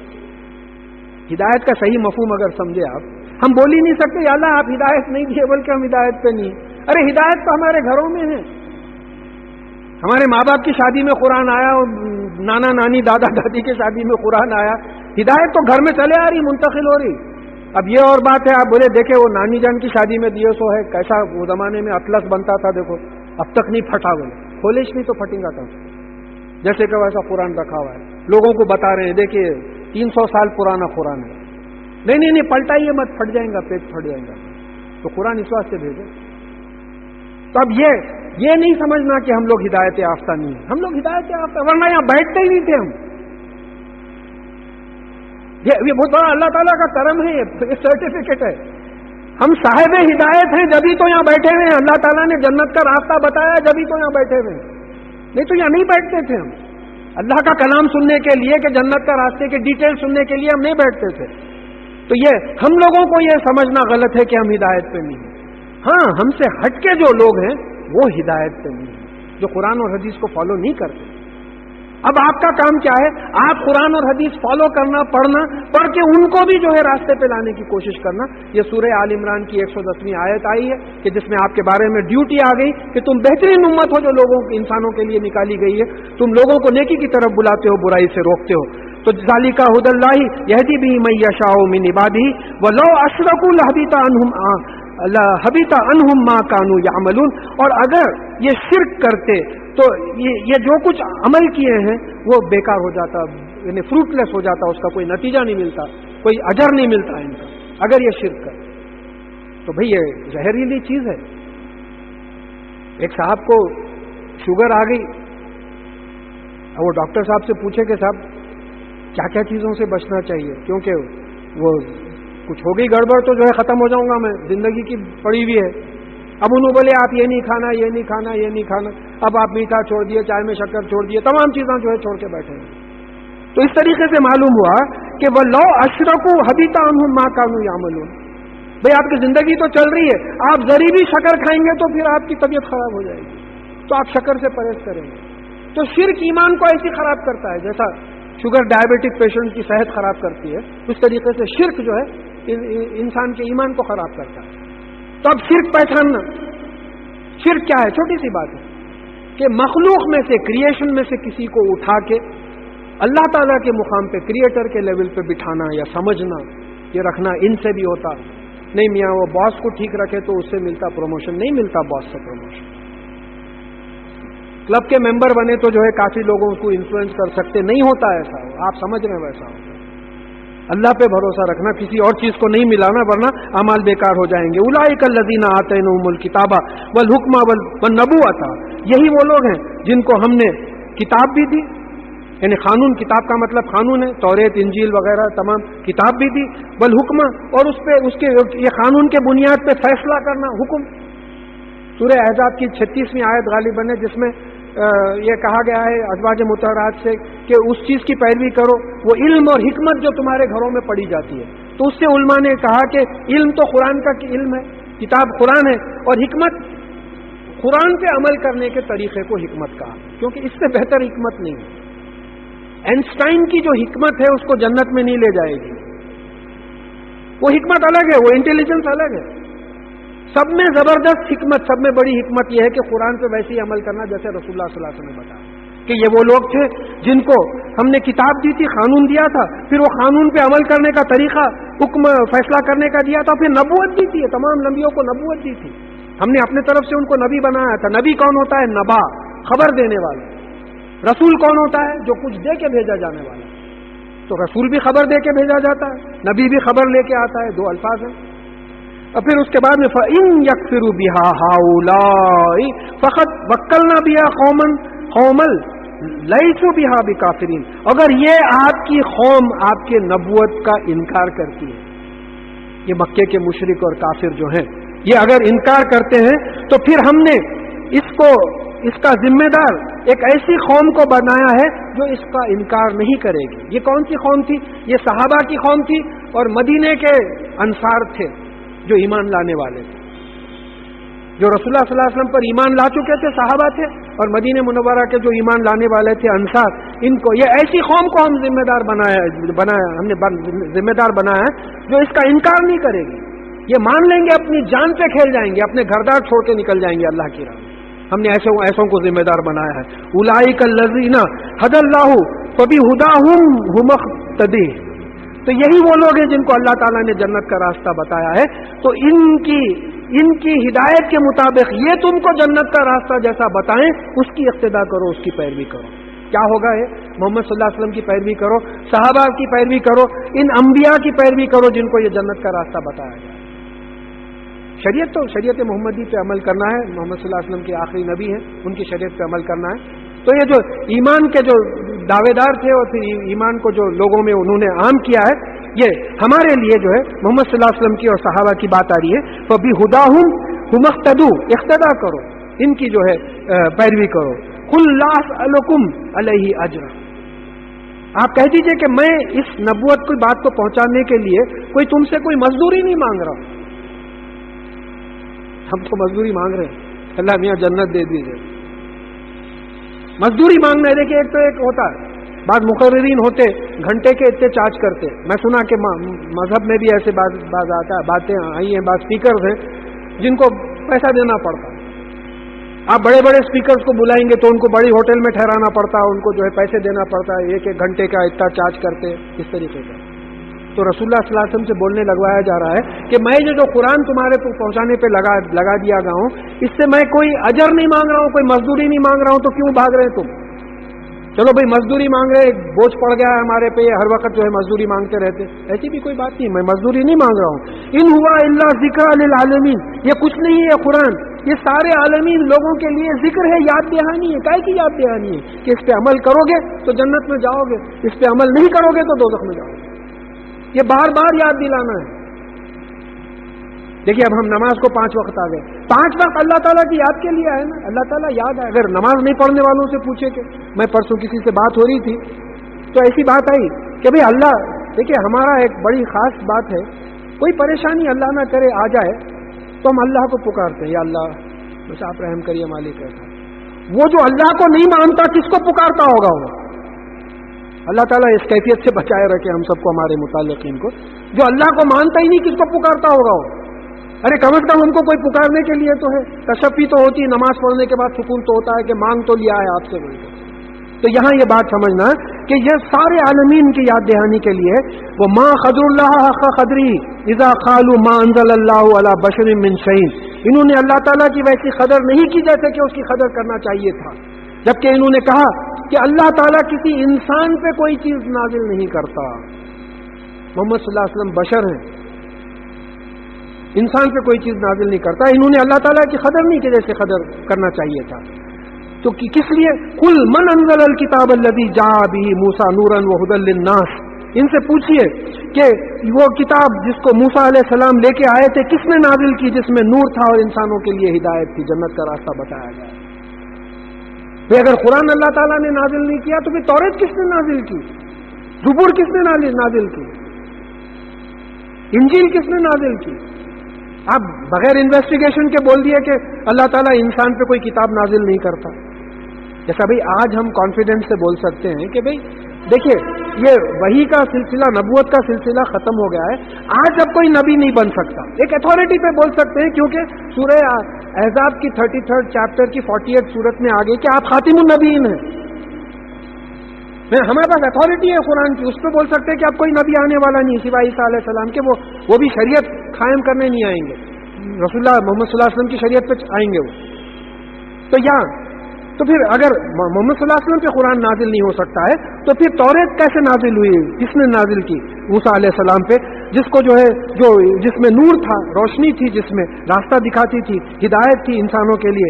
تجعلونہ خراطیسا, اور ان کو تم نے اوراق بنا رکھے ہیں, ایسا لکھ کے کتاب بنا لی ہے تم نے. تبدونہا وتخفون کثیرا, اور اس میں سے بعض چیزیں تو تم ظاہر کرتے ہیں اور بہت سی چیزوں کو چھپاتے ہو. اپنے مطلب کی جو چیزیں ظاہر کر دیتے. اس میں محمد صلی اللہ علیہ وسلم کے نبوت کی خبر آئی ہے توریت میں, انجیل میں, زبور میں, اپنشادز میں. ڈاکٹر حمید اللہ اللہ مغفرت کرے, حیدرآبادی کے تھے, ان کی کتاب محمد رسول اللہ صلی اللہ علیہ وسلم میں پورے حوالے دیے ہیں, اپنشاد کے بھی حوالے دیے. ہر الہامی کتاب میں جو ہے رسول اللہ صلی اللہ علیہ وسلم کی بات آئی. تو پھر یہ جو ہے تم بعض چیزیں تو جو تمہاری مطلب کی ہے ظاہر کر دیتے ہو, اور اس میں لکھا ہوا ہے کہ محمد صلی اللہ علیہ وسلم نبی ہوں گے, آخری نبی بن کے آئیں گے, اس چیز کو تم چھپاتے ہو. قرآن کے حقیقت ہونے کو چھپاتے ہو. وہ علمتم ما لم تعلموا, اور اسی توریت کے ذریعے تم کو وہ باتیں سکھائی گئی جس کو تم جانتے نہیں تھے. انتم ولا اباؤکم, تم اور تمہارے والدین, تمہارے جو باپ دادا تھے وہ جانتے ہی نہیں تھے, تو توریت کے ذریعے تم کو سکھائی گئی. اور توریت اللہ تعالیٰ نے نازل کی موسیٰ علیہ السلام پہ. موسیٰ علیہ السلام انسان تھے, انسان پہ جب اللہ تعالیٰ توریت نازل کر سکتا ہے تو پھر محمد صلی اللہ علیہ وسلم پہ قرآن کیوں نہیں نازل کرے گا؟ اسی نے, اللہ تعالیٰ ہی نے نازل کیا ہے. قل اللہ, کہہ دیجئے کہ اللہ تعالیٰ نے نازل کیا ہے, اللہ تعالیٰ نے قرآن محمد صلی اللہ علیہ وسلم پہ نازل کیا ہے. ثم ذرہم فی غوثہم یلعبون, تو پھر ان کو ان کی بیکار باتوں میں کھیل تماشے میں چھوڑ دیں. یہ سیریس نہیں ہے. سیریس رہنے والوں کا مزاج الگ ہی ہوتا ہے. ایک مذاق اڑا رہے ہیں, یہ نبوت کا مذاق اڑا رہے ہیں, قرآن کا مذاق اڑا ہے, ان کو جو ہے چھوڑ دیجئے ان کے کھیل. وَهَذَا كِتَابٌ أَنزَلْنَاهُ مُبَارَكٌ, اور یہ کتاب ہے جو ہم نے نازل کی ہے, یہ مبارک ہے. مبارک کے معنی سمجھنا بہت ضروری ہے. ہر ایک کو بولتے ارے میاں پاس ہو گئے مبارک. انہیں پلٹ کے پوچھا انکل مبارک کے معنی, بولے تو کیا ہے کہ میرے کو نہیں, کنگریچولیشنز کا نہیں, کنگریچولیشنز نہیں ہوتے. مبارک بڑا زبردست لفظ ہے. برکت, برکت کے معنوں میں بات جو آئی ہے, دیکھیے اس کو قرآن کے الفاظ سے سمجھیے. مائم مبارک, قرآن میں دو الفاظ آئے, مائم مبارک یعنی مبارک پانی. پانی کیا کرتا, ایک بیج ہوتا, جب پانی وہ بیج پہ پڑتا تو اس سے جھاڑ اگتا, اور جھاڑ میں کئی بیج لگتے, برکت ہوتی اس میں. Increase in profitable, increase in good things, اچھی چیزوں میں بڑھوتری ہوتی, نشو نما ہوتا, ڈیولپمنٹ ہوتا, اس میں استحکام رہتا, فرمنس رہتا. تو یہ قرآن ہے. وَهَذَا كِتَابٌ أَنزَلْنَاهُ مُبَارَكٌ, اور یہ قرآن ہے, یہ کتاب ہے, یہ قرآن ہم نے نازل کیا ہے, یہ مبارک ہے, بابرکت ہے. پہلی برکت تو کیا ہے, ایک ایک حرف پہ 10 نیکیاں لکھی جاتی ہیں. الف لام میم 30 نیکیاں لکھ دی گئی, حدیث ہے. پھر جب آپ قرآن عمل کی نیت سے پڑھتے ہیں تو نیت کا اجر انشاءاللہ مل جائے گا، اور پھر عمل کی نیت سے پڑھ کے جب آپ عمل کرتے ہیں تو پھر انشاءاللہ عمل کا یعنی 10 سے لے کے 700 تک، اور بعض جگہ آیا بغیر حساب، کوئی حساب ہی نہیں، ہم حساب ہی نہیں کر سکتے، ایسا آ جائے۔ تو یہ ہے مبارک، یہ قرآن جو ہے مبارک کتاب ہے، مصدق الذی بین یدیہ، اس سے پہلے جو کتابیں آئی ہیں اس کی تصدیق کرتی ہے، یہ نہیں بولتی کہ توریت انجیل زبور اللہ تعالیٰ کی کتابیں نہیں تھی، اس میں تصدیق کرتی ہے کہ اس سے پہلے یہ کتابیں تھی، سرٹیفائی کرتی کہ یہ تھی۔ ولی ننذر ام القری ومن حولھا، اور تاکہ ام القری یعنی یہ سٹیز، مدر آف سٹیز، یہ گاؤں کی، یہ شہروں کی ماں یعنی مکہ معظمہ کو اور اس کے اطراف کے لوگوں کو آپ علی تنذر چوکن نہ کریں، وارن کریں۔ قرآن کے نازل کرنے کا مطلب مقصد کیا ہے کہ مکہ معظمہ کے لوگوں کو اور اس کے اطراف کے جو لوگ ہیں ان کو وارن کریں۔ آپ گھر جا کے ورلڈ میپ اگر بچوں کے پاس ہے تو نکال کے دیکھیے، مکہ معظمہ پہ آپ انگلی رکھیے اور دیکھیے کہ اگر آپ سرکلز اتارتے گئے تو ساری دنیا کا سینٹر معلوم ہوتا ہو، نارتھ امریکہ، ادھر آسٹریلیا، نیوزی لینڈ، ادھر جو ہے فار ایسٹ کا، پھر ادھر جو ہے ساؤتھ افریقہ کا کوسٹ، ساؤتھ امریکہ، آپ اتارتے چلے جائیے، ایک عجیب جو ہے سینٹر میں ہے۔ تو ام القری کا ایک اور ایک بات آئی ہے کہ مکہ معظمہ کی وہ زمین تھی جہاں سے زمین کا فارمیشن شروع ہوا، ایک بات یہ بھی آئی ہے کہ بھئی یہ زمین گرم تھی، اس پہ قدم نہیں رکھ سکتے تھے، تو زمین جو زمین کی شکل لی تو وہ جو ہے مکہ معظمہ کی زمین تھی۔ اور پھر اس کا ایک جیولوجیکل ثبوت یہ ملتا آپ کو کہ ڈیزرٹ جو ہے اولڈسٹ لینڈز ہوتے ہیں، اور عربستان کا پورا ریگستان ہے، ڈیزرٹ ہے، ڈسنٹیگریٹ ہو جاتا ہو، دوسرے اتنے جلدی جو ہے ڈسنٹیگریٹڈ یعنی برسوں کا۔ تو جیسا روایتوں میں بھی بات آئی ہے، مجھے حوالے کچھ یاد نہیں، غالباً تفسیر ابن کثیر میں بھی بات آئی ہے یہ کہ یہ سب میں پہلی زمین بنی تھی، مکہ معظمہ کی زمین بنی تھی، اور سب میں پہلا گھر جو انسانوں کے لیے بنایا گیا وہ مکہ معظمہ کا ہے۔ کعبہ جو ہے سب میں پہلی عبادت گاہ دنیا میں جو بنائی گئی ہے۔ بعض روایتوں میں آدم علیہ السلام کی بات آتی ہے اور یہ بتایا جاتا ہے کہ ابراہیم علیہ السلام نے اسی کو ری بلڈ کیا، اس کے جو فاؤنڈیشن تھا اسی کو ری بلڈ کرا۔ تو یہاں اب یہ بات ہے کہ یہ مرکز ہے، کعبہ جو ہے جیوگرافیکلی بھی یہ مرکز ہے، سینٹر آف دی ارتھ ہے۔ یہاں سے بات شروع کیجئے اور چاروں طرف پھیلائیے، تو ہوا وہی، مکے میں بات گئی، مدینے میں گئی، سارے عربستان میں گئی، افریقہ میں گئی، یورپ میں گئی، آسٹریلیا میں گئی۔ اس وقت شاید ہی دنیا کا کوئی حصہ ہوگا جہاں کوئی مسلمان نہیں، شاید ہی کوئی حصہ ہوگا جہاں مسلمان نہیں۔ تو اس وجہ سے ہم نے قرآن نازل کیا ہے کہ آپ لوگوں کو تمام جو ہے چوکنا کر دیں۔ وَالَّذِينَ يُؤْمِنُونَ بِالْآخِرَةِ يُؤْمِنُونَ بِهِ وَهُمْ عَلَىٰ صَلَاتِهِمْ يُحَافِظُونَ، اور جو آخرت پہ ایمان لاتے ہیں وہ اس پہ ایمان لاتے ہیں، جو مرنے کے بعد جی اٹھنے پہ ایمان لاتے ہیں وہ جو ہے اس قرآن پہ ایمان لاتے ہیں، اور وہ اپنی نمازوں کی حفاظت کرتے ہیں۔ لیکن نمازوں کی حفاظت یعنی ثبوت، ایمان کا ثبوت نماز ہے۔ اب کوئی صاحب بولے نہیں آپ نہیں پڑھتا بھائی میں نماز، مگر آپ کو نہیں معلوم میرا جو ایمان ہے آپ کا کچھ بھی نہیں ہوگا، نہیں ہوتا بس۔ ایمان کا ثبوت نماز ہے، عمل ہے، بغیر عمل کے ثبوت کے ایمان کی کوئی ویلیو نہیں۔ آپ خالی بس بول لے رہے ہیں، بولنے کیا کرنے کا ہے؟ تو بولے کہ یہ اس پہ وہی ایمان، آخرت پہ جو ایمان لاتے ہیں، قرآن پہ ایمان لاتے ہیں، اور یہ قرآن پہ ایمان لانے والے جو وہ ہیں جو نمازوں کی حفاظت کرتے ہیں۔ حفاظت میں دو معنی آتے ہیں، ایک تو پروٹیکشن کے معنی آتے ہیں، بچانے، ایک معنی مانیٹر کرنے کے آتے ہیں، نگرانی کرنا کہ دیکھو یہ چیز ایسا، ایک سپروائزر ہے بولا نہیں نہیں یہ اینٹ یہاں لگاؤ، یہ ویسا ادھر سے وائر کھینچو، یہ نگرانی ہے، مانیٹر کرنا۔ کیونکہ آیت الکرسی میں ولا یعودو حفظہما میں اللہ تعالیٰ کے بارے میں بات آئی کہ مانیٹر کرنا آسمانوں اور زمین کا ان کو نہیں تھکاتا، کیونکہ اللہ تعالیٰ کے ساتھ حفاظت کا کیا سوال رہتا؟ کون سا فورس ہے جس کو اللہ تعالیٰ محفوظ رہنے کی کوشش کریں گے؟ کوئی فورس ہی نہیں ہے ان کے خلاف، بالکل کوئی فورس نہیں ہے۔ ہمارے خلاف فورس ہے، شیطان اللہ تعالیٰ کے خلاف فورس نہیں ہے، شیطان بھی اللہ تعالیٰ کی مخلوق ہے۔ پھر ایک جگہ آیا کہ جو لوگ ہماری یاد سے غفلت کرتے ہیں ہم خود ان پہ ایک شیطان نافذ کر دیتے ہیں، پورا کنٹرول ہے، اجازت دی ہے اس کو۔ تو اب یہاں نمازوں کی جو حفاظت مانیٹر کرتے ہیں کہ وقت پہ ہو رہی نہیں ہو رہی، کیسی ہو رہی، اور پھر جماعت سے ہو رہی نہیں ہو رہی، اس کے معنی معلوم ہے یا نہیں۔ وَمَنْ أَظْلَمُ مِمَّنْ افْتَرَىٰ عَلَى اللَّهِ كَذِبًا، اور اس سے بڑا ظالم، اس سے زیادتی کرنے والا کون ہوگا جو اللہ تعالیٰ پہ جھوٹ افترا فیبریکیٹ کرتا ہے. اور خالا اوحیا الیہ ولم یوحا الیہ شیء, اور کہتا ہے کہ مجھ پہ وحی ہو رہی ہے حالانکہ اس پہ کوئی وحی نازل نہیں ہوتی. ومن خالا سانزل مثل ما انزل اللہ, اور جو کہتا ہے کہ میں بھی ویسا نازل کر سکتا ہوں جیسے اللہ تعالیٰ نے نازل کیا ہے. اس قسم کے بھی لوگ تھے وہاں. وَلَوْ تَرَى إِذَا ظالمون فی غمرات الموت والملائکۃ باسطوا ایدیہم, اور کاش آپ اس وقت دیکھ سکتے جب ان ظالموں کو یعنی مشرک, کافر, منافق, گناہگاروں کو جو موت کی سختیوں میں ڈوبے ہوئے ہوں گے, اور والملائکۃ باسطوا ایدیہم اخرجوا انفسکم, اور جب ملائکہ فرشتے اپنے ہاتھ پھیلائیں گے اور کہیں گے کہ نکالو اپنے نفوس. یہاں روح کا لفظ نہیں آیا, یہ ہماری اصطلاح میں بات میں آ گئی ہے, روح کے بات آ گئی ہے. قرآن میں کئی اس سینس میں روح کا لفظ نہیں آیا ہے. نفوس نکالو. پھر سورہ زمر کی 42ویں آیت میں بھی بات آئی ہے کہ ہم تمہارے نفوس 2 وقت لیتے ہیں, ہم تمہارا نفس 2 وقت لیتے ہیں, ایک مرتے وقت جو لوٹایا نہیں جاتا, ایک سوتے وقت جس کی موت لکھی بھی رہتی وہ نفس لوٹایا نہیں جاتا, جس کی موت لکھی بھی نہیں رہتی وہ نفس لوٹایا جاتا ہے. تو نفس کیا ہے؟ شعور ہے, اس کو پہچاننا ہے. یہ شعور کیا ہے؟ یہ تو میری باڈی ہے, یہ باڈی کے اندر کوئی چیز ہے مجھے حرکت کروانے لگا رہی ہے, بولنے لگوا رہی ہے.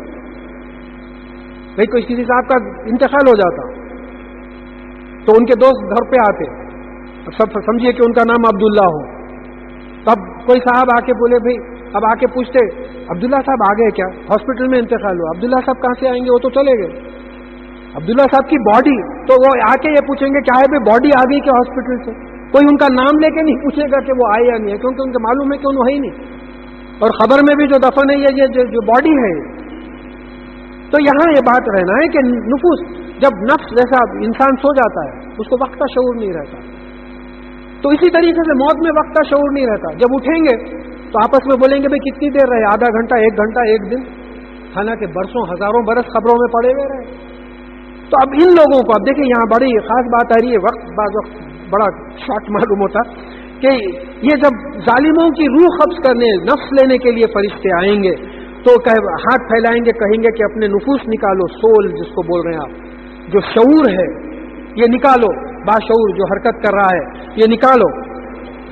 الیوم تجزون عذاب الہون, آج کے دن بما کنتم تقولون علی اللہ غیر الحق وکنتم عن آیاتہ تستکبرون, آج کے دن تم کو یعنی شرمندہ کرنے والا, کمزور کر دینے والا عذاب ہوگا, کیونکہ تم اللہ تعالیٰ کے بارے میں حق سے ہٹ کے بات کرتے تھے اور تم ان کی آیتوں پہ عمل کرنے کے لیے تکبر کرتے تھے. تو یہ ظالم کون ہے؟ جو اللہ تعالیٰ کے بارے میں جھوٹ بولتے تھے. ظالمین کا یہاں ڈیفینیشن آ گیا. وَلَوْ تَرَى إِذَا ظَالِمُونَ, یہاں بات آ رہی ہے کہ بما کنتم تقولون ما علی اللہ غیر الحق, یعنی اللہ کے بارے میں حق سے ہٹ کے بات کرنا. اور پھر وَكُنْتُمْ عَنْ آيَاتِهِ تَسْتَكْبِرُونَ, اور تم ان کے آیات پہ عمل کرنے کے لیے تکبر کرتے تھے. اب یہ الیوم, آج کے دن, یہ قیامت کا نہیں ہے نا الیوم, یہ تو جب روح لے رہے ہیں. میں روح اس لیے بول رہا ہوں کہ عام لوگ نفس کے بجائے روح کو ہی سمجھتے ہیں, اس لیے بول رہا ہوں میں, ورنہ جب نفس لے رہے ہیں تو اس وقت الیوم بولے تو آج کے دن, تو وہ عالم برزخ شروع ہو گیا, قیامت تو ابھی قائم نہیں ہوئی. تو عالم برزخ کے عذاب کا ثبوت مل گیا قرآن کی آیت سے. عذاب قبر کا جو ہے وہ مل گیا کہ آج کے دن تم کو شرمندگی کا, کمزوری کا عذاب جو ہے سہنا پڑے گا. اور وہ جو ایمان والے ہیں ان کی روح قبض کرنے, ان کا نفس لینے کے لیے فرشتے آتے ہیں کہ السلام علیکم, تم پہ سلامتی ہو. اور یہ فرشتے, اور ایک جگہ سورہ محمد صلی اللہ علیہ وسلم میں بات آئی ہے کہ یہ منہوں پہ مارتے ہیں, پیٹوں پہ مارتے ہیں کہ نکالو اپنی جانیں, نکالو اپنے نفوس نکالو, اور مومنین سے کہتے ہیں السلام علیکم. تو عالم برزخ کی بھی بات آ گئی ہے کہ تم اللہ کے بارے میں غیر بات کرتے تھے, حق سے ہٹ کے بات کرتے تھے. 2 لوگوں میں بحث چل گئی. اب ایک صاحب بحث ہار رہے ہیں, بولے قرآن میں ہے, کیا بولنا نہیں ہے قرآن میں, بحث جیتنے کے واسطے قرآن میں ہے بول دیا. یہ حق سے ہٹ کے بات کر رہے ہیں آپ, اپنی بات کو قرآن میں ڈال دے رہے ہیں. قرآن سے ہٹ کے دیکھیے, ہم جو قرآن اور حدیث سے ہٹ کے جو اعمال کر رہے ہیں وہ اللہ تعالیٰ پہ غیر ہے, حق نہیں ہے. اللہ تعالیٰ نے کہیں حکم نہیں دیا ہمارا, قرآن اور حدیث سے ہٹ کے جو حرکتیں کر رہے ہیں اور اس کو اسلام سمجھ رہے ہیں تو قرآن اور حدیث میں نہیں ہے. تو یہ بھی بڑا گناہ ہے. اور پھر اس کی آیتوں پہ عمل کرنے, تکبر کرنے, تو मैं अक्सर वो फिल्मों का डायलॉग रिपीट कर देता हूँ कि वो सर जो फलां के सामने नहीं झुका तेरे सामने क्या झुकेगा बोले, ऐसा तकब्बुर होता है। नमाज तुम लोग पढ़ते नहीं, यहाँ कमजोर दिल वाले, हम बहादुर लोग हैं बोले, कमजोर लोग रहते बोले। इस तरीके की जो तकब्बुर करते थे कुरान पे अमल पे। कभी मस्जिद में दिख गए, कोई साहब देख लिए मस्जिद में तो बोले नहीं मैं वो एक दोस्त से मिलने गया था, नमाज पढ़ने नहीं, दोस्त से मिलने गया था। शर्मिंदगी की बात। ओहो आप भी नमाज पढ़ रहे हैं, लोगों का हंसी मजाक उड़ाएंगे।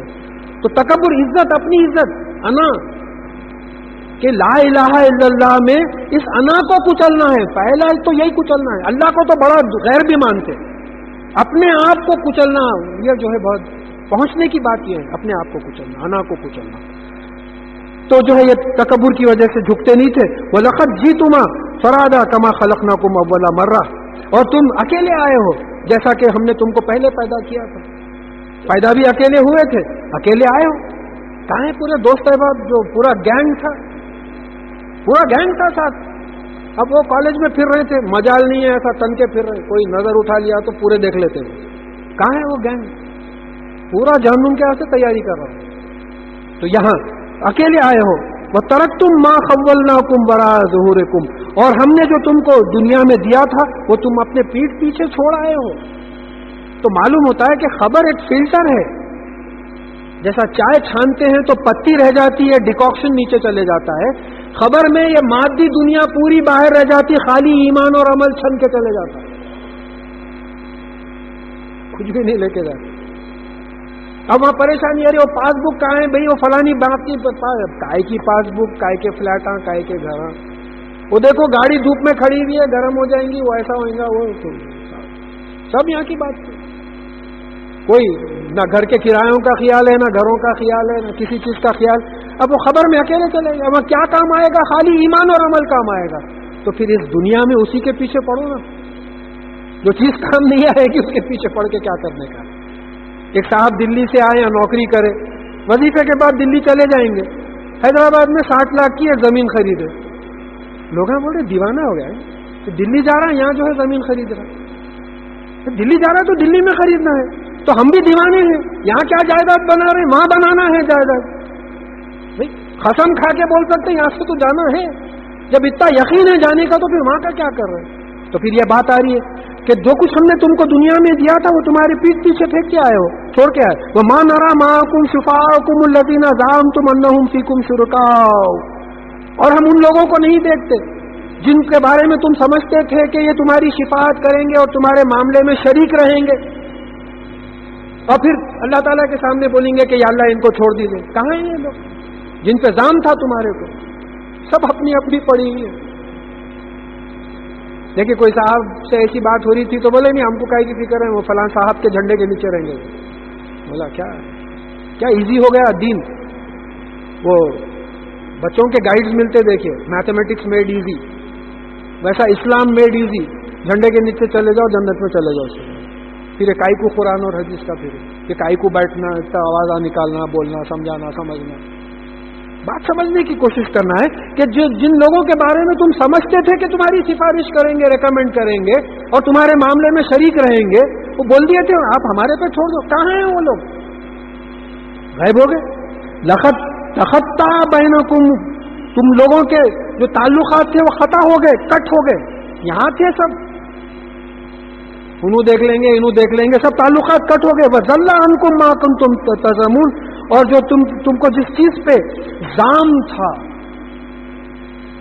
कि भाई ये लोग बचा लेंगे, वो सब तुमसे गुम हो गए, यानी तुम खो गए। वो जिन पे तुमको जाम था ये तमाम खो गए। तो अब यहां बात एक सवाल पैदा होती है कि भाई वहां आखिरत में काम आने वाली कौन सी चीज है? ईमान और अमल। ईमान और अमल कहां से आना है? कुरान और हदीस से, कुरान और सुन्नत से आना है।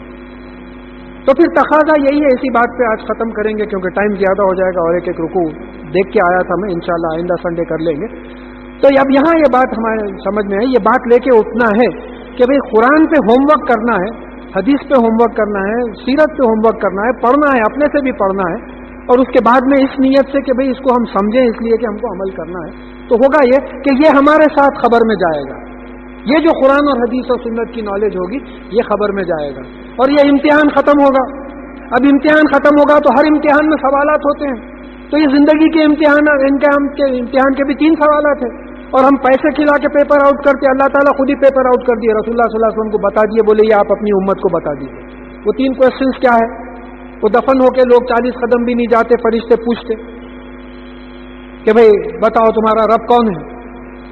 تو جو مومن ہوتا ہے بولتا ہے کہ وہ اللہ ہے, میرا پالنے والا مالک اللہ ہے. تمہارا دین کیا تھا؟ میرا دین اسلام تھا. اور تم کس کی پیروی کرتے تھے؟ کون تھے رسول جن کو مانتے تھے؟ تو محمد صلی اللہ علیہ وسلم کی پیروی کرتے تھے. اب یہ بھائی اب جوابات تو معلوم ہو گئے. اب چلو پیپر لیک آؤٹ ہو گیا, بھاگ جاؤ. اب وہاں پیپر لیک آؤٹ کرے تو مگر وہاں عمل نامہ بتائے تو وہاں کچھ اور ہی ہو رہا ہے. آپ پالنے والے کو کلب سمجھ رہے ہیں, آپ باس سمجھ رہے ہیں. اس طریقے کی حرکتیں ہیں. کسی کی زندگی کو ڈھال لیے ہیں, اس کو اپنا دین سمجھ لیے ہیں. کھیل کود کو, جیسا اس سے پہلے اتوار کو بات آئی تھی, کھیل کود کو اپنا دین بنا لیا ہے, وہ زندگی گزارنے کا طریقہ بنا لیا. اور محمد صلی اللہ علیہ وسلم کی کاپی کرنے کے بجائے واحد لوگوں کی جو ہے کاپی کر رہے ہیں. تو پھر آپ کے قول میں اور عمل میں جو ہے مناسبت نہیں رہے گی. تو اسی بات پہ انشاءاللہ یہاں بات ختم کریں گے کہ اللہ تعالی ہم کو توفیق دے کہ قرآن و حدیث اور سیرت پڑھیں اس نیت سے کہ عمل کریں, اور پھر عمل کریں, اور پھر اللہ تعالیٰ اس کو قبول کرے.